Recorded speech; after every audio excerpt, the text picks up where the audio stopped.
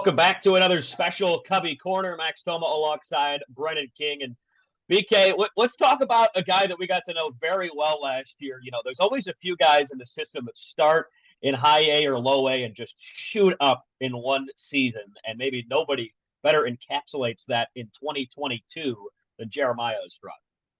Man, Max, he probably had one of the most unique seasons I've ever seen since I joined the Cubs organization as a broadcaster.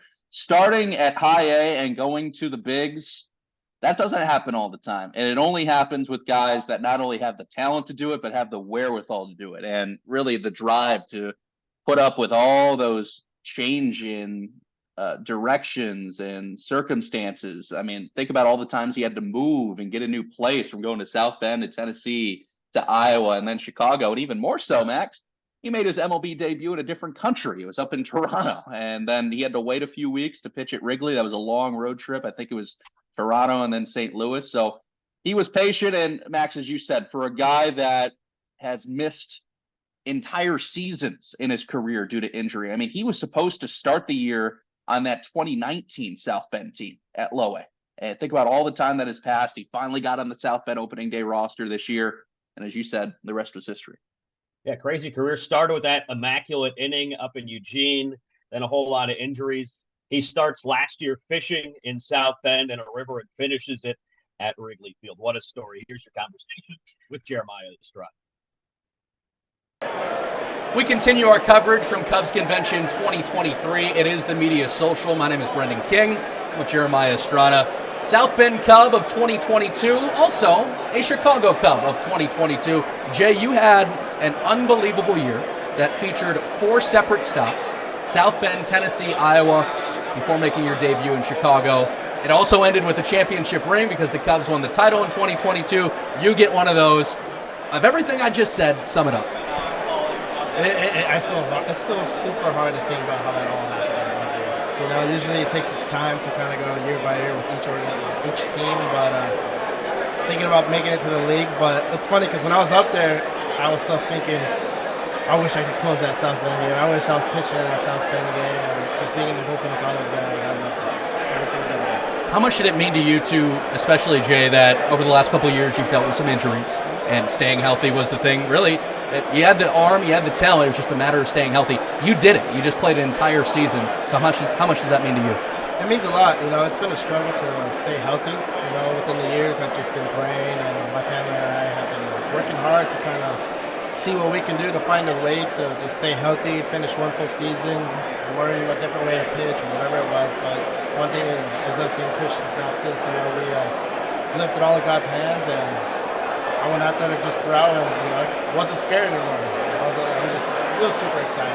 I mean, I'm always keep smiling, so I'm always nervous about it, but it was a true blessing being able to pitch. Well, that's why we loved you in South Bend, man, and especially that the South Bend Cubs of 2022 almost feel like dating up to that championship. There were different stages of that team. You're kind of part of stage 1, and the closer for much of the first half. So I know you left about midway, but when you did leave, what was your feeling about that team? Did you think they could go do something like that at the time you left? Oh yeah, 100%. From the way we started, I knew that our team was definitely ready to make the championship. And yet alone, we ended up getting PCA, Kevin Made, and a couple more dudes that were just gonna top it off more. And I'm just like, okay, like chill out. We got an all-star team on our team, you know. But from the beginning, I just knew the guys that we had, you know, the staff, the hitting staff, with Mervis also going off, and just PCA and Cole Franklin pitching, being unstoppable, Palencia, just all the guys. I can name the whole team, you know. But we had a great group of guys, and let alone just teammates as well as them being good guys. Well, let's brag on you more. August 30th, 2022. I'm sure a day that's always going to stick out. We mentioned the wildness of what this past year was for you with all those stops. How about add one more layer? You make your MLB debut in a different country against the Toronto Blue Jays. What was that day like? It's still hard I dream about it every day. It's still super hard to think that it actually happened, to be honest, because I've dreamed about that my whole life. And, you know, just leading up to that moment, it just felt like, is this really going to happen? Is this really going to happen? And it did, and I'm just grateful.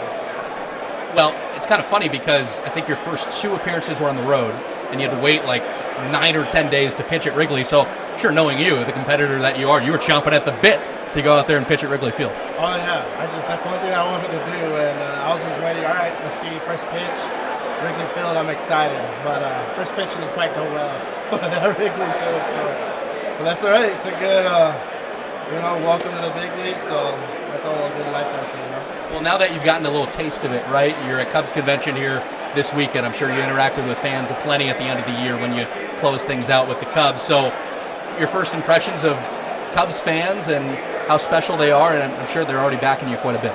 Oh yeah, the Cubs fans are absolutely the best fans I think for being all of baseball. They're loyal, they're faithful, and it's just the love that they show us is even better. They make us feel wanted, no matter even a game that you could blow, a game that you could give up, they'll still have your back no matter what. A couple miscellaneous questions. Number one, you are listed still on the Major League Baseball website as a switch hitter. Are you a switch hitter? Yes, sir. Okay. When was the last time you actually hit? High school, senior year. Did you rake? I did. As a switch hitter? Well, actually, so you don't see many switch hitters in high school.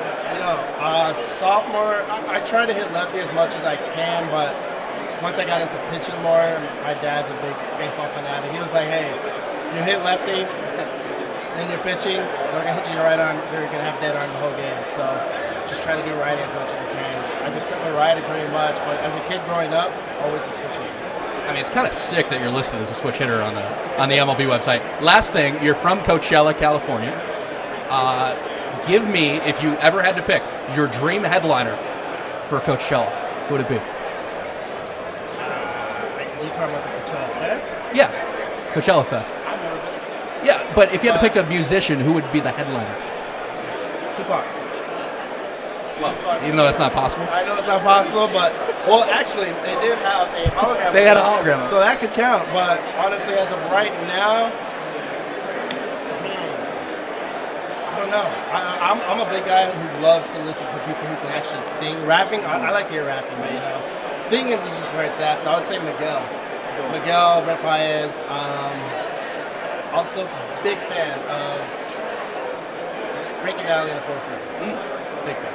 I'll tell you what, Coachella meets Lollapalooza, so maybe someday down the road you can be the special guest at Lollapalooza. Jeremiah Estrada, one of our favorites, 2022 South Bend Cub, Midwest League champion, now of course a big part of that Chicago Cubs bullpen. Jay, appreciate the time. Always wish you the best. We'll talk to you soon. Yes, sir. Thank you guys for having me. Talk to you soon.